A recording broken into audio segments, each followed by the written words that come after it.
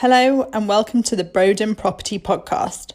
Expect to hear from real estate experts, giving us their thoughts on the property market and giving insight into what they hope for in the future. Take a moment to turn off, sit back and enjoy the latest edition of People and Property, the two Ps in a podcast.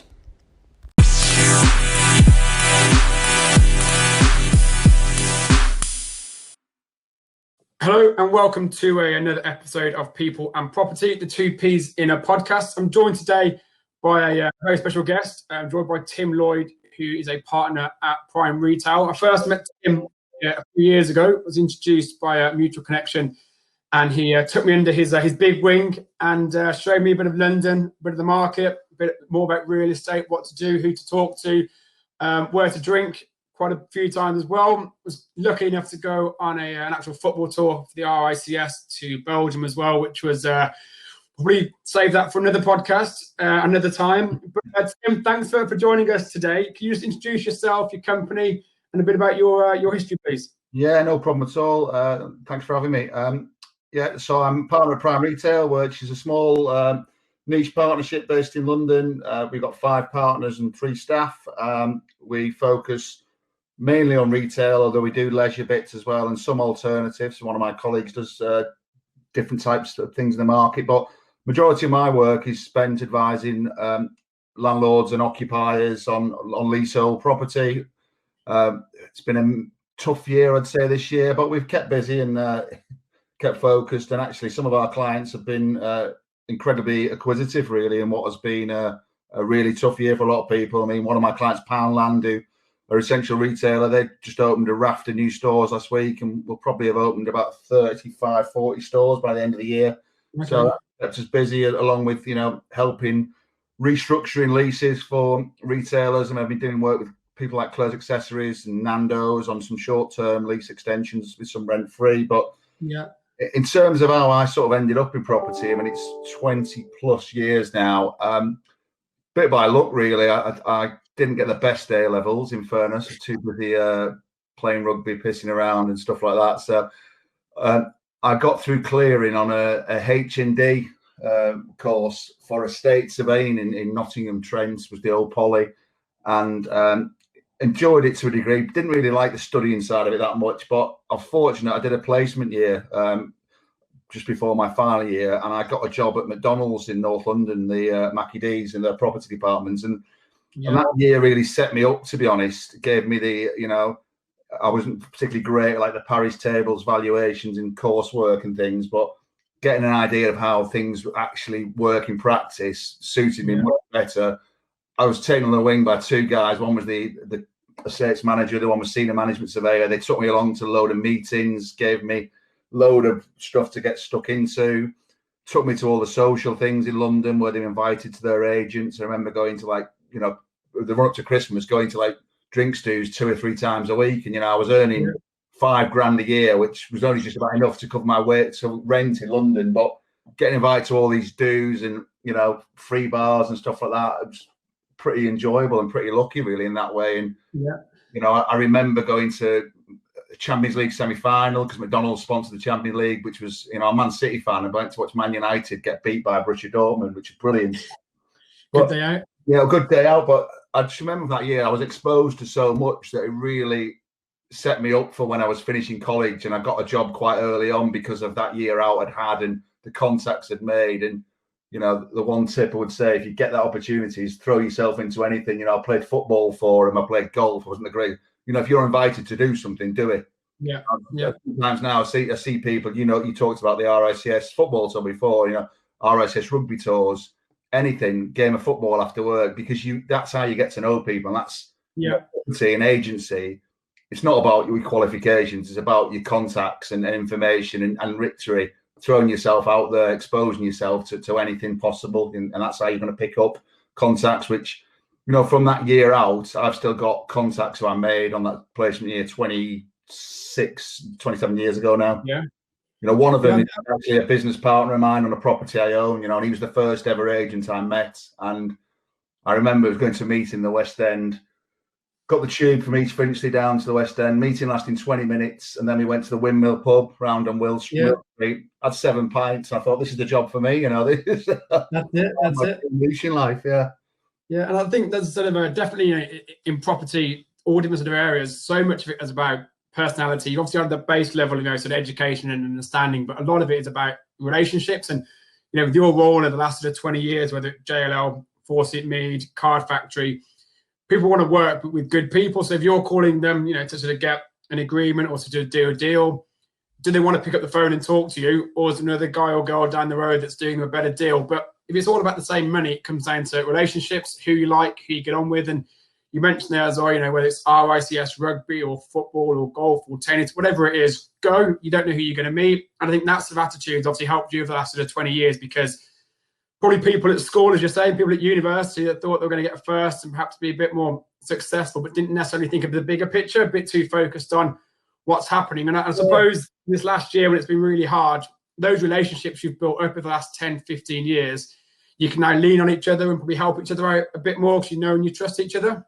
Yeah, I think that's true. And I think as you do get older, your success in some ways, you get the opportunity to sort of pick and choose a little bit who you work with, so you can sort of decide. And because we could all chase around for different types of work, but you end up working, I would say, with both agents and clients, a sort of a select bunch really, and they almost become like an extension of your own sort of business and team really. So I think the hard work that you do previously certainly does pay off. But do you know what I think the biggest thing for me is the way the retail market has changed is that as agents you've got to change as well.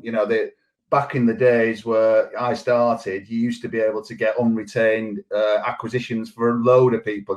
Someone would tell you certain shops like Sears or Arcadia at the time are selling these shops. If you had the information early, you could phone up a number of retailers, Vision Express or Specsavers, and say to them, "Oh, would you look at this?" Yeah, and you'd send it before email. This was fax as an introduction, and you're wanting 10% of the rent just for sending this fax over, basically. And that's how it works. So you could go down the pub, you could find out from the Dalgleish boys or CBRE then becomes, or Keeley and Baker or whoever it was, or Churston Hurd before I worked there, what shops they had coming up, and you could make a living on unretained acquisitions. I think nowadays you would struggle on that because a lot of occupiers have preferred agents. Some of them don't actually use agents now. There's certainly been squeezed in the market, but I do think that there's always a role for an agent. And I've had client side roles myself, and I've always tried to use agents because it does give you that little buffer. Between the two parties where there's an awkward conversation to have. And the reality is I always look at fees. Sometimes people look to cut fee. If the fee is a big reason about the deal, whether you want to do the fee or not, you shouldn't be doing the deal. Be relevant like that. And that's what I find funny, that sometimes people say, "Oh, I'll do the deal, what can you do on the fee?" Like, well, if it's the right deal, the fee is irrelevant. It's absolutely irrelevant. And I think maybe where the market may change in the investment market is that the traditional way of dealing 1% on the acquisitions or sales, it may be that agents are incentivized more, where they say, well, and some do this now, where they'll leave their fee in a deal so it can run the 2, 3, 4, 5 years in maybe the cycle if they can afford to. So they're invested in that opportunity. So when they're selling the opportunity to a private pension fund or a property company, they'll say, well, I believe in this deal enough that I'd like to sort of come in on it, and I think maybe more collaboration like that. We're certainly seeing with retailers now that rather than just paying flat fees on rent, it's always been a slight irony, I think, that the more rent you pay for a retailer, the more bigger fee you would get. And I'm not sure whether it works with the same with you guys in terms of salaries, but can't do those big deals. Well, exactly. But a lot of retailers now, in terms of on portfolios, and we've just been involved with administration of Debenhams and with other people that we're involved with, they now want to incentivize you and pay a percentage of a saving. So if you say, I can save you X in your rent roll, I think people would rather say, well, we'll pay you according to that, really. So there's definitely changes in the industry and what's And there's changes with the lease terms now. You know, traditionally when I was at college, we used to talk about 25-year leases all the time. Then it was 15, then it was 10 years, then it was 10 with a break of 5. You're lucky now to get 5 unbroken, you know, and I think people have had to be more flexible on that because, you know, look at the way before coronavirus, look at the way the market was changing anyway. You know, the department stores had changed and the demise already of the BHS. It was moving at such a pace anyway that you wouldn't want to commit to anything for 10 years. You wouldn't know where you'd be in 10 years. You know, if most people look at deals they did 12, 18 months ago, now they think, God, I wish I'd never done that deal because, you know, they probably sat in a situation where they're paying more rent than they would if it was on today. But, you know, it's a learning curve for everyone. You know, as I said to you before, I think coronavirus has only brought things forward that were going to happen anyway. I think the retail market was changing. You know, people keep talking about the high street or this. It's, you know, you've got to look. It's distinct. Certain high streets will be fine. Certain won't. There's shopping trends. Retail parks are still doing really well. A lot of the essential retail guys have still been trading throughout. You know, they're paying back the business rates. Well, not surprisingly, because they've had the best ever trading 12 months. Anyway, so, you know, paying that back is fine. And business rates will be a big issue if it comes back fully in April.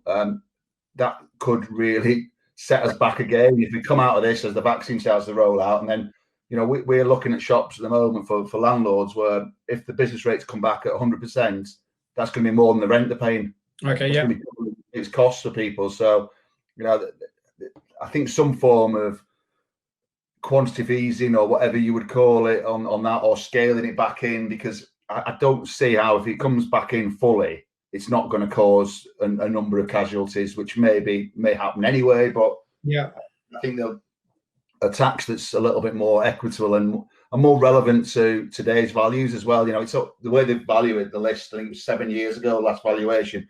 It's so out of date to what actually things the retail are worth now. And conversely, say industrial values have gone like that, you know, so the rate payable on the industrial is probably much lower than it should actually be. People, you know, the Amazons this world and all that have got loads of that, but they're paying less on that. You know, they're not. So it's just trying to get that balance right, I think.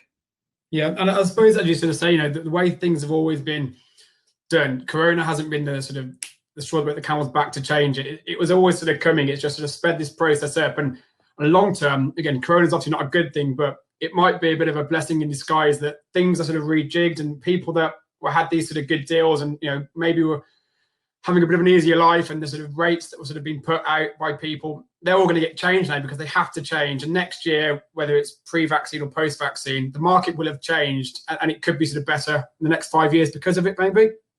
Yeah, maybe. Do you know what? It might bring forward a number of casualties which maybe were limping along anyway.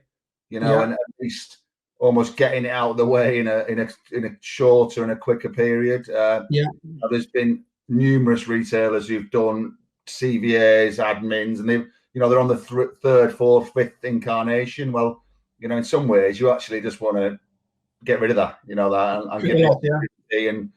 And hopefully, there will be new entrants in the market. You know, there will be alternative use values on certain things. It's, you know, things will definitely change, but I don't think retail will be dead at all. I think it will change. I think the leasing structures will change.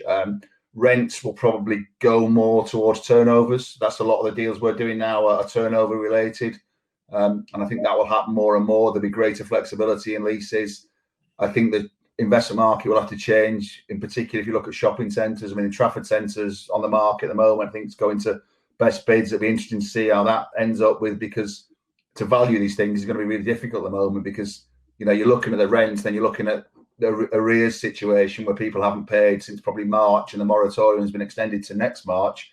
You've got to look, well, you know, of that rent I'm owed, how much of that am I going to get, you know, and therefore what's the value, how do I, you know, the traditional valuation methods of term and reversion and things that I think you've got to really reanalyze that now and look at it like a business income stream and what percentage of that income you think you're going to get in that time period, and, you know, completely change it and maybe look at the residual values on some things, you know, where I think the retail parks is probably easier to do because the site values are easier, but some of the town centre things, you know, there's some of the Debenhams at the moment. The one in Ipswich is on the market and the council are looking at buying it, but if business rates come back fully, Debenhams go into admin or they, go bust, whatever, the business rates are over £1 million a year payable. Yeah. So, that's going to have to be picked up as a landlord cost. So you could argue that property is not worth anything. It's a negative value because negative equity, inheriting them, but it's a big unit in the town centre, which, it's lost BHS already. There's rumours about M&S going out of town. And I think everyone sort of looks at retail saying the problem has been the internet. I don't think the internet has been the biggest problem. The biggest problem has been out of town retail and how many planning consents have been given. I'll take Ipswich, Johnny, because I live here as an example. That John Lewis moving out of town 5 years ago, you may as well, put a nail in the coffin of Ipswich town centre there. And now the councils are now buying up things, thinking, oh, that's how they're going to say. Well, perhaps if you didn't give consent for a big out of town John Lewis, you might have had a hope of saving it. But it's going to be interesting times. I think hospitality sector, we do a little bit on the A3 side. That's going to be tough, I think, for a while, especially for the sort of wet-led pubs. But we talked before about sort of lockdown and working at home, and whilst I've enjoyed it, not commute has been great. I've been into London a few times recently, and I've enjoyed the culture of getting back. Even enjoyed the commuting. There's a little bit of downtime on the train, whether you do a bit of reading or catch up on emails, and I think people will ultimately get back into that old cycle. I'm sure. It's working at home has its advantages, and maybe working weeks will change where people decide to do 3 days in the office, 2 days at home, whatever. Maybe 5 days a week, 9 to 5 commuting is not going to come back fully. But I certainly think that there are an element of face-to-face contact is important. It's Zoom, Team, all that stuff is great, but actually seeing people face-to-face is really important. And I think for agency, one of the key things is talking. I think too many people nowadays, and I've seen it with younger guys who work with, they'll use all WhatsApp and text messaging. Got to pick up the phone wherever you can. It's so important because you'll get more out of a phone call than you'll get out of a WhatsApp message or an email. Definitely.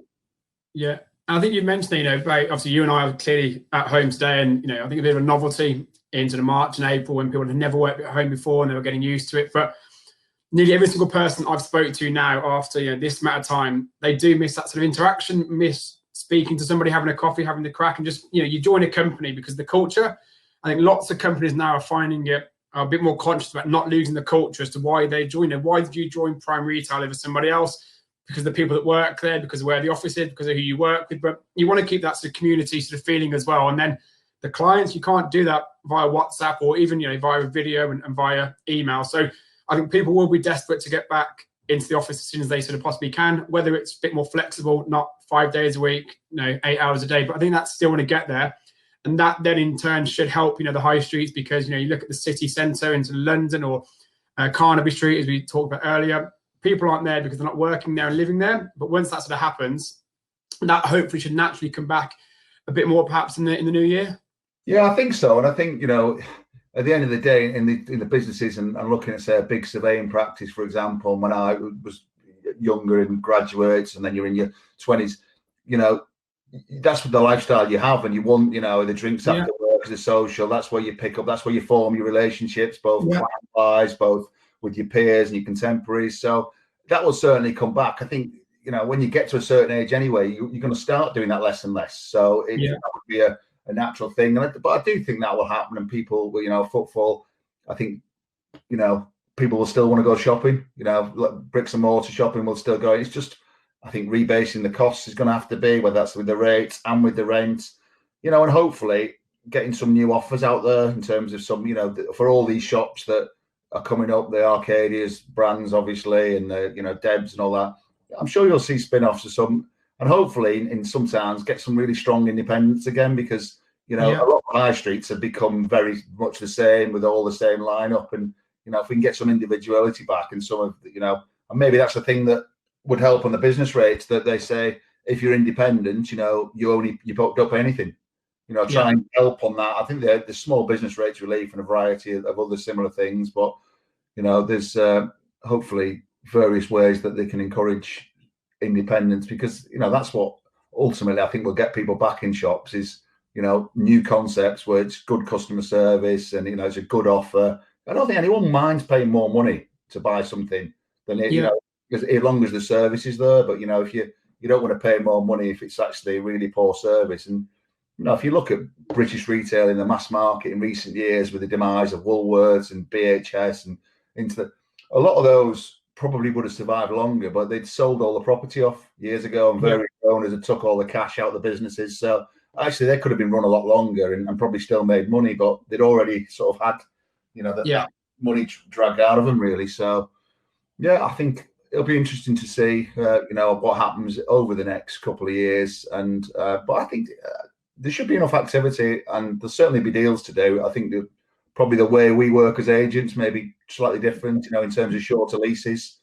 Might be more volume business for us in terms of lower fees, but more transactions, similar to with some retailers. I think at the moment on the out of town, people are going less often, but spending more. So average sales are up, and that might become more the norm. Who knows? The big supermarkets that, we went from massive supermarkets to smaller ones. Aldi and Lidl have obviously led the charge in recent years on that. But I think the convenience stores as well that have had a real push recently. So it'll be interesting. Yeah, next few months will be interesting times. Yeah, and you've mentioned there that it's not necessarily the sort of fault of the Amazons or your daughter you mentioned earlier will be shopping at sort of Boohoo or ASOS and probably yourself at Giacomo, but those sort of companies aren't necessarily sort of taking over. It's up to the sort of high streets and independents to sort of change the way they work and be a bit more sort of forthcoming with different ideas and working with landlords and agents to find better rates or have that sort of relief. And there's still definitely life on the high street. People still want to go in, touch and feel clothes and have that experience of a day out where you go to the West End or you go to Ipswich or Solihull or the Borwick or the Trafford. People still want to do that, don't they? So it should be okay in a year or so, do you think?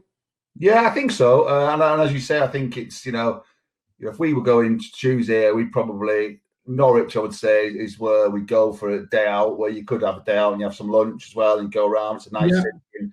Yeah, that'll come back. I went to Cambridge recently. It was so quiet without all the students. Really? But when they all come back, that I'm sure we'll get back to what it was before. So it'll be a bit of a blip, but I'm sure we'll end up in a situation which is back to similar before. Maybe some towns will have to completely relook at themselves and rejig how they work. I mean, in a lot of town centres, there's probably too many shops. So you probably need to buy one of the shopping centres, the councils, and actually demolish them and put in free surface parking, because that is the one big comparison I'd make with, say, retail parks and town centres, that, the draw of the retail park is the abundance of parking, which is free and easy to get in. If you've got a big motor, which I'm sure you have, Aaron, that, getting that into a tight little shopping centre is not easy in the old, 1960 spaces. And that's, again, a barrier. And then if it's like £4 for an hour, you're going to get to, if you can drive 5 miles up the road and it's parking is easy, it's free, and you can go straight in. And especially when, when social distancing has been relevant since March and since the coronavirus, it's so much easier for retail warehousing to adhere to social distancing, with the parking, and that's why traditional town centres probably have struggled, because the public transport, people were scared a little bit at first, and there was the not having to wear face masks, having to wear face masks. So hopefully we'll get back to a level of normality soon, but it certainly will change. But I think, as I said before, that change was happening anyway. Even if COVID hadn't happened, we'd still be in a situation with these retail failures. I'm convinced of that. It wouldn't have, and perhaps with the coronavirus, at least mitigating the rates, it might have kept some people going longer than they would have been otherwise, and the furlough scheme as well. The people, a lot of money out of that and a lot of support. So a number of these people, the casualty may have been earlier in the year rather than now.